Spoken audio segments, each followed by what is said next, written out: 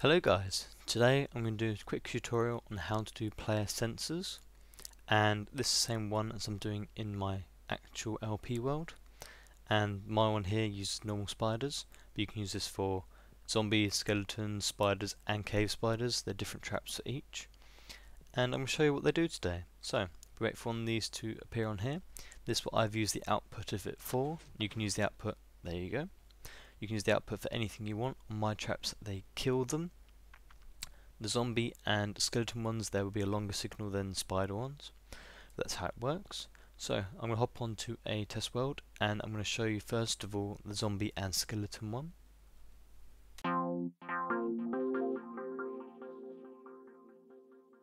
First up is the zombie or skeleton spawner, and this one, it works the same for both skeletons and zombies. I don't use MCED or anything, so this is why it's in a test world. And all you do is put a pressure plate down. This one works on the principle that when a zombie spawns, you want it to be crushed, suffocated it seems. So all you want to do is when the zombie lands here, this extends, crushes them. You have a signal on for that period of time while it's suffocating. You could do other ones where it does this and then pushes the zombie into a hole. So you could have it double, so this would then extend and then the floor would open. Be careful you can't have anything that's got light in it, so you can't have an open hole here and lava, because the light level will stop the spawner spawning. So here I've got that. All I've got to do is link this around. Very simple redstone, like so, and you could use a repeater here to be easier. So when they spawn on that, then that'll push. What I've done in my other world is that all the signal that comes out, you can link to outputs. You can do it however you want. You can use AND gates, OR gates, blinkers, whatever you want. It doesn't matter at all. This is only showing you how to do the principle. So here we just cover this up. Be careful not to cut off any of the redstone wire. And all they need is 2 high gap, just like so. And a bit of lag today. And if we just turn the mode onto hard or normal, there you go. The zombie spawns. There's a signal for all the time it's sitting there dying. When it's finished dying, about now, there you are, the signal goes off again. So you can have this to an inverter so that the lights only go off when there's one dying or such. And mob spawners are active within 16 blocks of a player in a circle, or a big sphere. So next we'll go on to the cave spider spawner, which is different from the normal one. So off we go. So the cave spider spawner, and before we start looking at it, I'm going to show you what happens with tripwires, because it's what we're going to be using for it. You have a normal 4 blocks underneath the tripwire. The tripwire will rest on the blocks, which is fine in most cases, but on this design we want the blocks underneath the tripwire to be moved so that the spider can fall through. Here, if you break those blocks or move them, then you'll break the tripwire.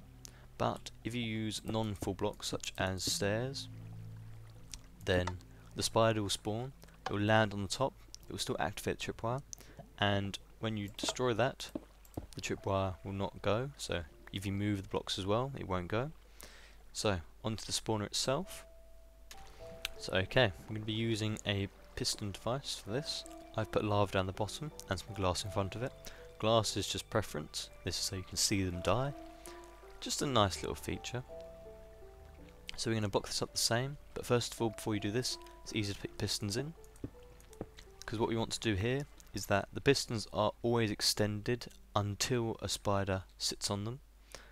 So put these here, and then what we want to do is put up the sides, same as we did over there.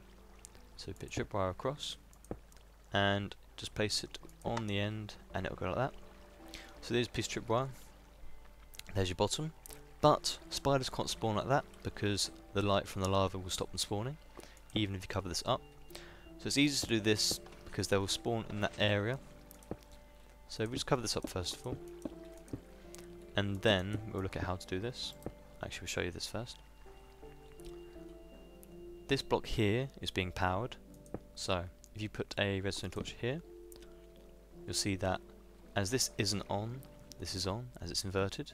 And then all you do is lead this around, and to be nice, it's easier to do it on the side.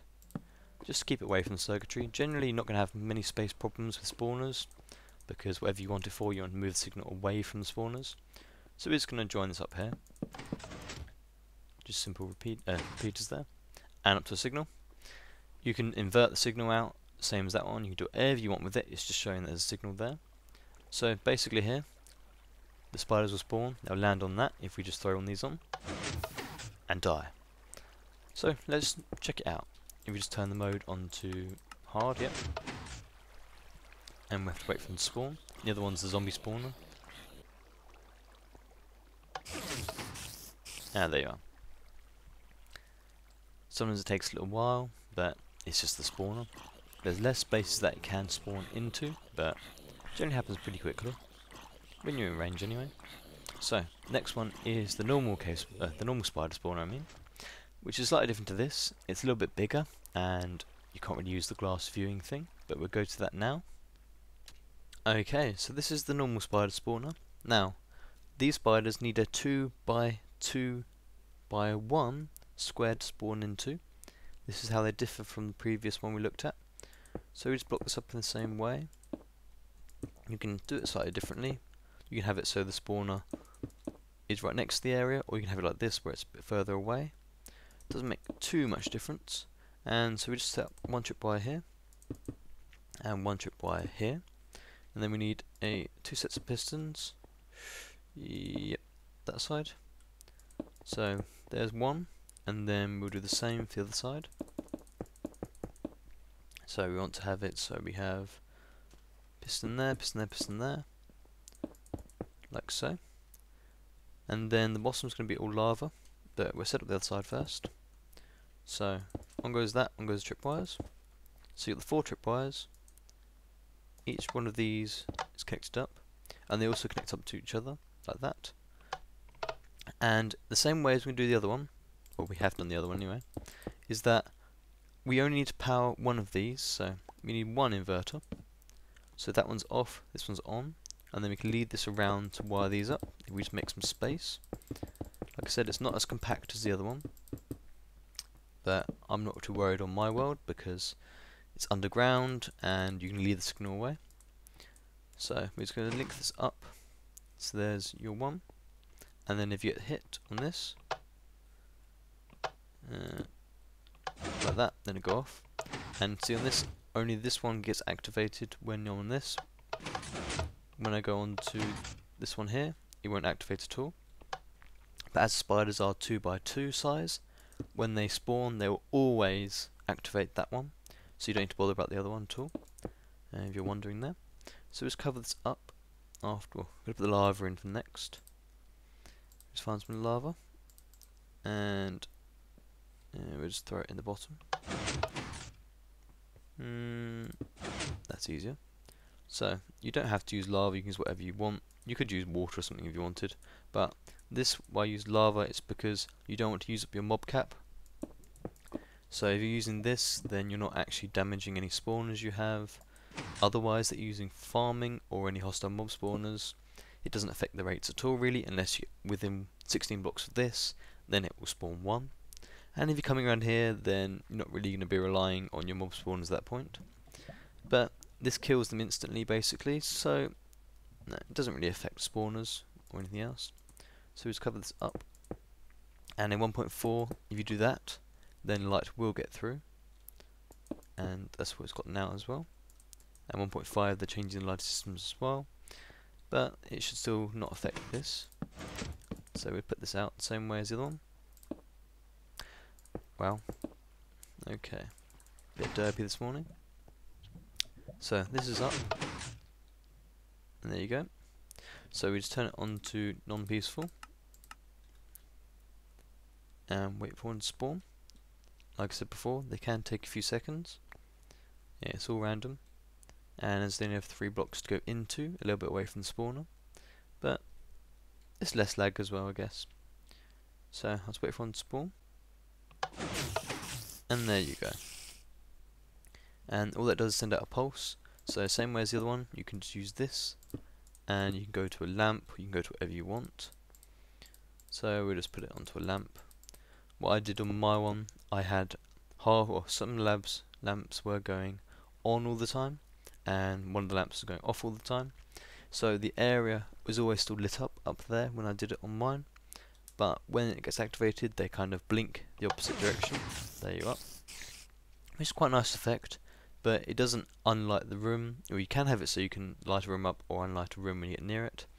This one I've got it so that they will just blink alternatively, so that the whole area will still be lit up. There's no problems of any mobs spawning up the top. And but this is on my backup version of my first world, so this is why I know where the spawners are. This is actually the same spawner as the other one in the other world, but on a different thing. So that about rounds it up. That covers zombie spawners, skeleton spawners, cave spider spawners, and normal spider spawners. So I hope you've enjoyed this. I hope it helps you. I hope it puts into your world. I really love my one, and I've got some other spawners around that I might use into this as well. So thank you very much for watching. I've been King Happy, and I'll see you next time.